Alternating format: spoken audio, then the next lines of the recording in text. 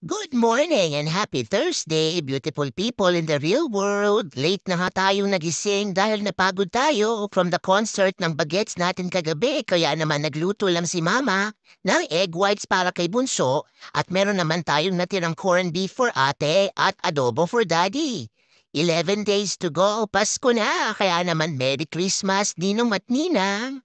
Habang kumakain nga si Bunso ay nagligpit din tayo ng dining room at nagbukas na rin tayo ng kurtina para pumasukin si Haring Araw.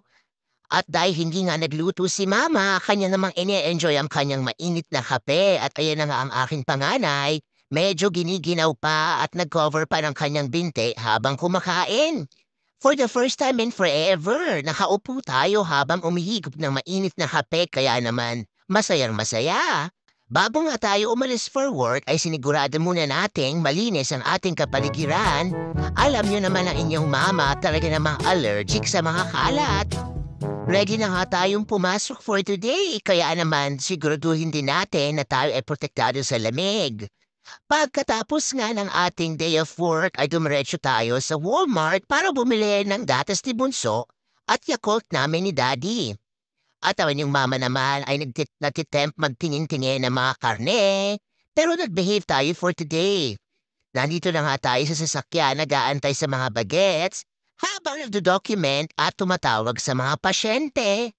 Talaga namang ang buhay, mami, dapat marunong kang mag-multitask. Pagka-uwi naman natin at dumiretso tayo ulit sa kusina para magluto ng hapunan, gumawa nga tayo ng meat tacos and beef with broccoli na ating hapunan for tonight.